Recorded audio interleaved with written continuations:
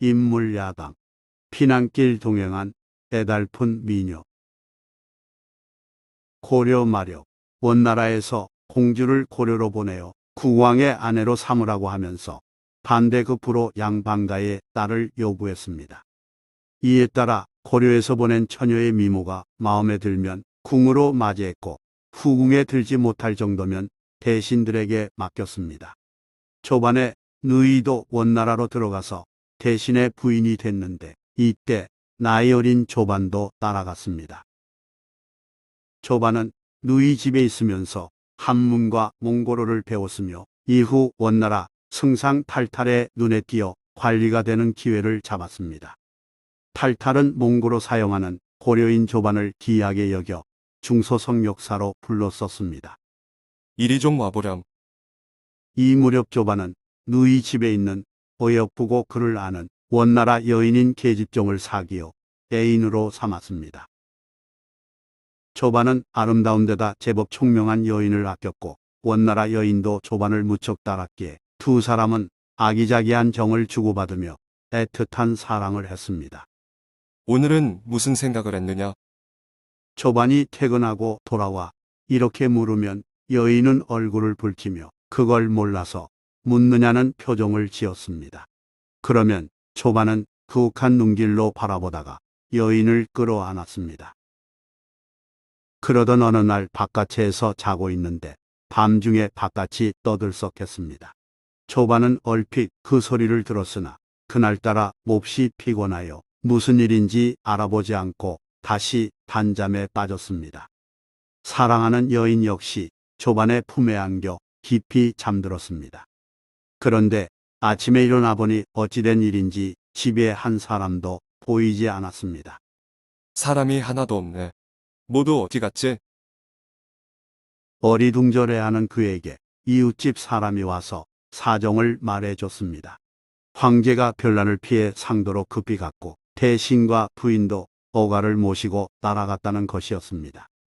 그러면서 반란군이 근처까지 접근했기에 온 도성 사람들이 허둥지둥 처자를 데리고 남북으로 달아나는 중이라고 알려줬습니다. 뜻밖의 소식에 조반은 크게 당황했습니다. 간밤에 그런 소동이 있었던 것이구나. 조반이 어찌할 바 모르고 서성거릴 때 대신 집에 젊은 하인이 호련히 나타나서 다급히 말했습니다. 임금님 수레가 급하게 가므로 따라가지 못했습니다. 조반은 하인에게 이렇게 말했습니다. 상도는 멀지만 고려는 가까우니 우리 세 사람은 빨리 갈 수 있을 것이다. 조반은 두 사람에게 집안을 뒤져 쌀 한 말들이 전대를 찾으라고 지시했습니다.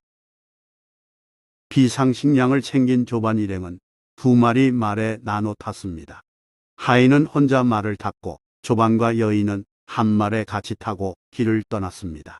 도중에 하인이 여인을 가리키며 말했습니다. 지금 병난으로 온통 시끄러운 통에 이런 유물을 끼고 가다가 도적을 만나면 살아나기 힘듭니다. 청컨대 나리는 이 여자를 즉시 버리소서. 조반이 난처한 얼굴로 여인을 바라봤습니다.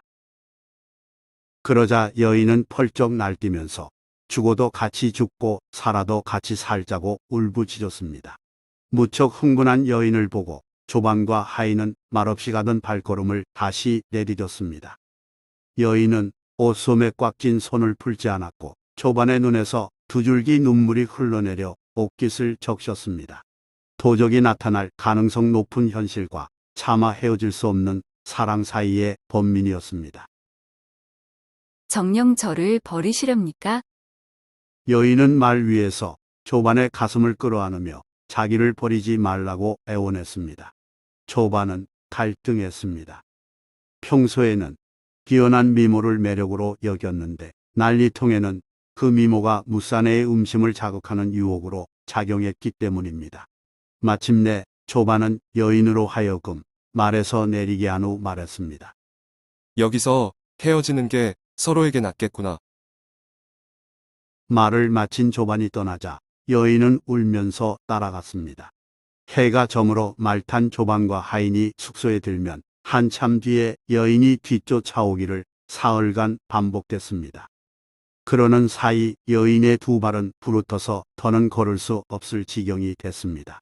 그래도 안간힘을 쓰며 쫓아가다가 강물 근처 높은 누각을 발견하자 갑자기 앞장서서 먼저 올라갔습니다. 왜 저러지? 먼 곳을 보고 싶은가? 초반이 의아해하며 누각을 쳐다보니 여인은 누각 밑에 있는 소용돌이 속으로 몸을 던져 그대로 죽었습니다. 깜짝 놀란 조반이 달려갔으나 물에 빠진 여인의 모습은 보이지 않았습니다. 조반은 뒤늦게 자신의 처신을 자책하면서 여인의 명복을 빌었습니다. 내가 몹쓸 짓을 했구려. 그대의 재주와 외모를 사랑했는데 절개마저 대단하오. 부디 저승에서 편히 쉬소서. 조반은 하인과 함께 고려에 무사히 돌아왔지만 물에 투신한 원나라 여인의 죽음을 늘 미안해했고 늙음하게 이르러서도 그때의 비통함을 잊지 못했습니다. 그로부터 세월이 흘러 1392년 이성계가 고려를 멸망시키고 나라를 새로 세웠습니다. 국호 문제로 고민하던 이성계는 중국에서 자란 조반을 주문사로 보냈습니다. 주문사는 중국에 주총할 일이 있을 때 보내는 사절입니다.